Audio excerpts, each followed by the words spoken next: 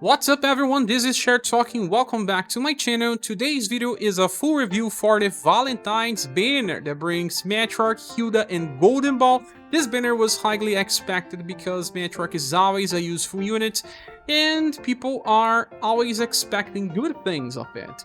Well, I don't know if that is exactly what we got here, but we'll be discussing it all. Matriarch is a buffer debuffer, Hilda is a support unit with good damage, and Golden Ball is a support unit that adds endurance buffs to the party while it can also heal. We're gonna talk about Matriarch first. And this version of Matriarch has a focus on agility and charisma. And it makes sense based on her design. Agility being high, it's really good because she can buff before the enemy attacks. We'll compare this Matriarch against her 4th version because right now in this game, this is the best character by inheritance of either Paean of Victory or Paean of Peace. But the agility here is only 80%. The increase allows you to buff more often before your enemies. Remember that if you are buffing your endurance or will, for example, if you are buffing after the enemy, that means that you are getting less volley of the buffs and you are also decreasing the chances of protecting yourself. Then we have bigger endurance and will on the 4th version instead of the Valentines. The difference is not that big, so it won't affect that much. Now, the first passive of this Matriarch is just like the recent versions. She starts with 12 BP and will get 1 BP per turn. This is good because Paean of Victory or Paean of Peace will use 5 BP, so she can cast those many times before she runs out of BP. Then the second passive is called Banner of Hope, increasing damage for all allies by 5% and reduces damage taken for all allies for 5% too. Well, Banner of Hope is just like Song of Hope, with the difference that Song of Hope relies on everyone being alive to work. If not everyone is alive, you lose all buffs. But this doesn't change too much in my opinion because, well, usually when someone dies, it's a problem and you have to revive super fast and that passive will return to work, but it's an improvement. And then the third one is our Wall Defense 6, decreasing damage by 40%. Well, let's give a look on something. The past version of Matriarch has high protection, decreasing damage by 30% instead of 40%, but she does have 20% damage increase for damage, because she's also a character used in farming because of Twin Penetrate. That actually works pretty fine. So a little extra damage, a little less protection. And here we have design for full support, so you have better protection, better agility, but lower damage output. Okay, skill number 1 is called Glinting Troll. For 5 VP, you have a single target attack with C power, pierce and stun damage that will hit between 1 or 2 times, 50% chance for both, and it's critical against Undead and Demon like all of her attacks. And when she attacks, she will apply Defense Down, that decreases the resistance of the enemy by 15%, but in all honesty, it usually translates into 5% more damage. If you hit 2 times, you get 2 times the effect, but she will hardly be using this skill, and for future versions of her, it doesn't really matter. The second skill is called Sweet Way. It's a full AoE attack with Pierce and Sun again, critical against Undead and Demon again, and has a chance to inflict Charm. The damage is just bad. Well, it's pretty similar to Brandish, for example, but Brandish was more costly. And the good thing is the Charm effect. With her very good charisma, it means that will land if the enemy has no resistance almost all the time. We don't use Charm more often in the game, but there will be a Remembrance battle where you need to cast Charm or Confusion in 2 enemies in order to protect yourself because they can instant kill you. So on the Spear, we have other characters that can do this as well. And they are Vagnus. From the stage version, you have the attack called Butterfly Blaze. It's a full AoE with Confusion. This version of Vagnus is now an off-banner style, so not that hard to get. And there is also a Platinum version of Barbara that can confuse 1 target. So you need to attack 2 times, depending on the rotation may be a problem, but usually Remembrances with Matriarch are easy enough because she just buffs and can protect even with her shield, so, well, it's good to have but not mandatory for the future. Now, the last skill is called Paean of Heartthrob, and God, this has so many effects. For 12 VP cost, that's pretty big. Yes, I know. We have a full buff to the party of all status by 25% and a full debuff to all enemies of all status, this time by 15%. They are different values. Besides, you'll also be applying a defense boost that will decrease incoming damage by 15% and last for 4 turns. Another effect, defense down on all enemies, the same effect from the first skill, that will just decrease their resistance by 15%. Again, translates usually in around 5% more damage. This is the combination of all buffs that not all daughter can apply with her both versions. Well, the first one has Water Festival that buffs all status by 25% and applies the defense boost stance, decreasing damage by 15%. Remember? And then the second version has Trick or Treat Carnival that decreases all enemies' status by 15% and applies defense down stance, decreasing the resistance by 15%. All those last for 4 turns. Buffs and debuffs have decay. The different thing is that Nala's daughter still applies plus 1 BP to the party. This is nice because it makes the skill cost only 8 and helps some people with their cycling problems. But in all reality, I barely use it Trick or Treat Carnival. I used it only once. Water Festival is still my buff of choice when using Nala's daughter because when you are buffing all of your status, usually you take advantage of all of them. When you are debuffing an enemy, you don't take advantage of all of it. Remember, why debuff love and charisma from an enemy? Sometimes it does not use dexterity, sometimes it does not use will, sometimes it does not use intelligence. So you're kind of using something that does not really take full advantage. And that is the same case with Matriarch. Many times, you will not be taking full advantage of all debuffs, and bosses have the fight weaknesses. That means that they can remove all the debuffs you apply to them.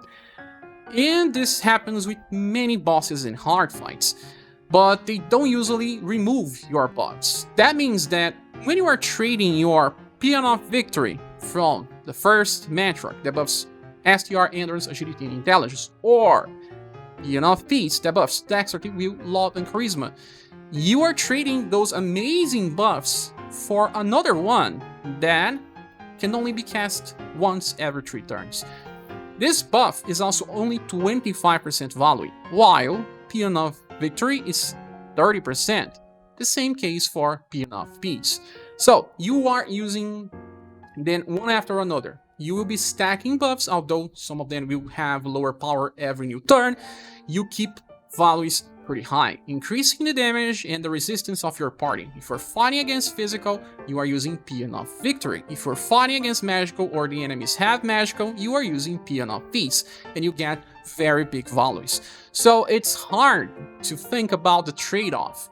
You will hardly ever find circumstances where using Peon of Heartthrob is better than Peon of Victory or Peon of Peace. And that kind of breaks her own design. Besides this skill, nothing here is important, because Matriarch is there in the fights for buffs, buffing the party, and that is what makes her the best character in the game. If she is just buffing and debuffing and doing nothing in 2 turns, she's not on her best potential, at least in my opinion. And because this one is not such a big improvement over Matriarch number 4, don't get me wrong, she's still good.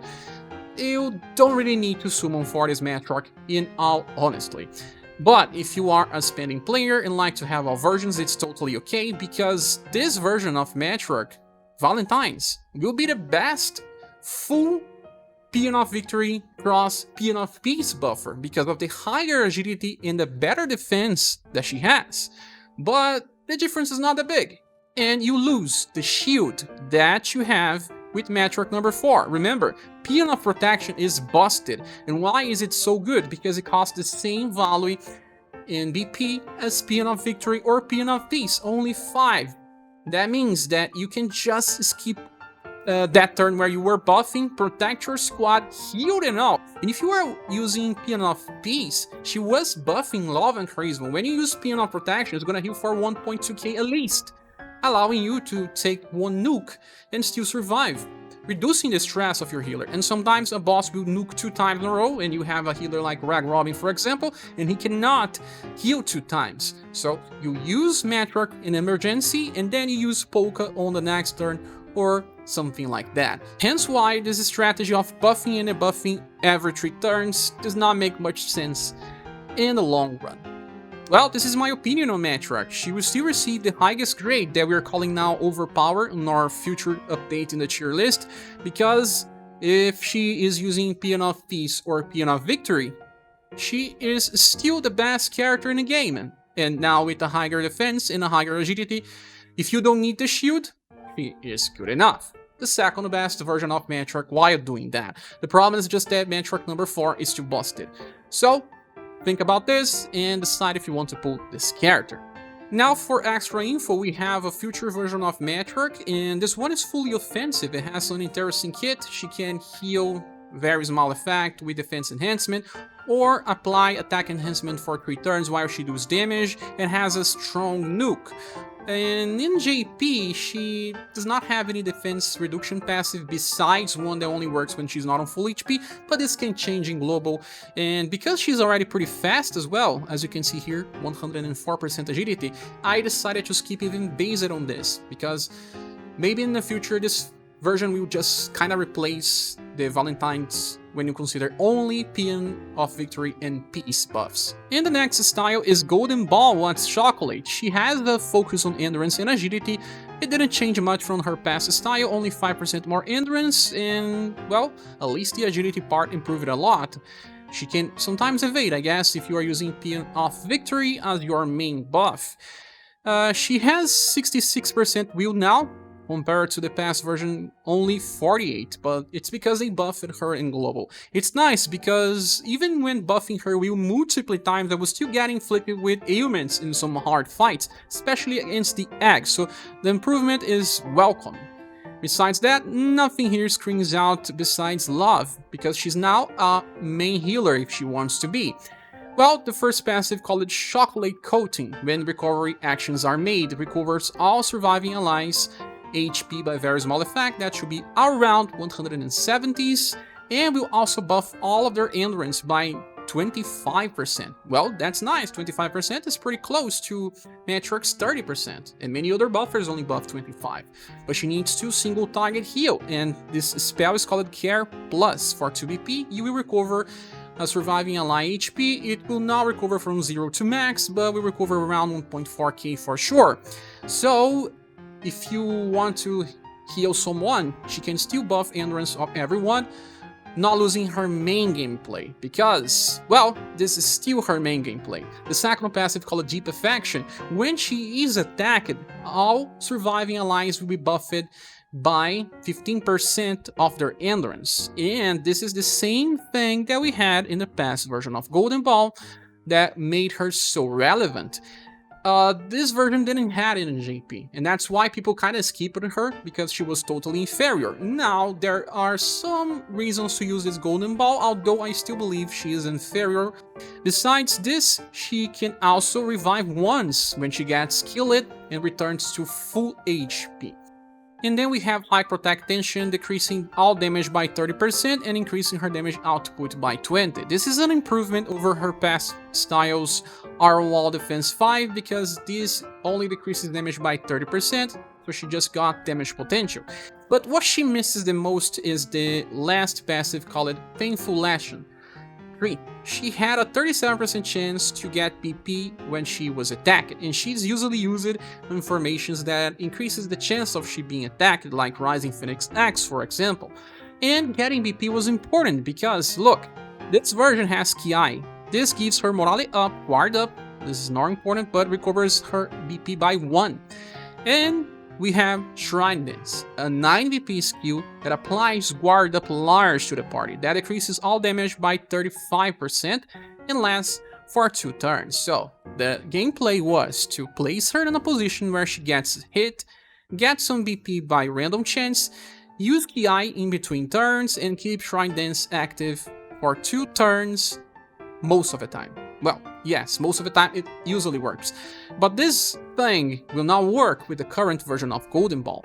Actually, you will just place her in the same position for being attacked to get the endurance buff to the party. And then you will be healing people when they need. This is mostly her gameplay. If you want to inherit Shrine Dance, then you will only be able to last 2 turns and you need 3 to recover the BP. That means it will be active only 67% of the time. And that can be problematic. Some bosses may just use that turn to kill you. So it's kind of an inferior strategy, even though the character has better status, in my opinion. She does have this biter spread attack that applies morale down to the enemies, so you get at least a decreasing 15% in their damage potential by use of this, and lasts for 3 turns. That means that you will have plenty of BP to spare. You use this once, and you only use this again after 3 turns. And the last skill, called Chocolate March, has a 9 BP cost, double S power, and hits a column. The skill itself is not bad. It also applies Guard Up very large. That decreases damage by 50% to herself only and lasts for 3 turns. But damage is not what we want from Golden Ball. The Guard Up is good, and we can cycle this well because you can use just normal attacks or even inherit the Ki from her past version to just keep this up. But that will only make sense if you are in a fight where your boss has single target attacks and most of them are towards Golden Ball. But since she's not using Shrine Dance, that is, in my opinion, much better, that applies to the whole party. When they get hit, they will receive more damage, kind of stressing your healer much more. That's why I believe that New Year's Golden Ball has the better strategy. Keeping up with Shrine Dance while also buffing all surviving allies' endurance is pretty good.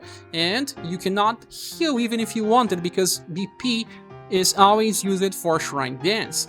So it's not to say that this version does not work. It's very close. Any will work in most content, but it's just a little inferior and does not justify switching the versions of Golden Ball, at least in my opinion.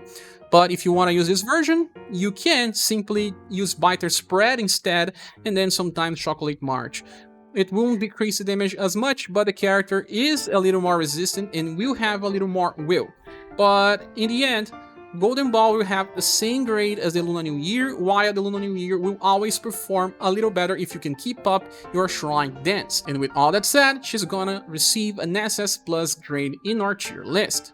And the last character is Hilda, and she got some buffs in Global. She is a much better damage dealer, while also being capable of resisting damage herself. First of all, we have a big focus on Dexterity, 116 is top game, Agility is 104%, also very good for a rapier user, and she even has okay Will and Love, because she can heal. She's a support unit that can replace Diana in some strategies. When compared to her past version, we kinda have higher status for everything. Besides Will, that is only 79 compared to 97, but this will hardly matter if ever.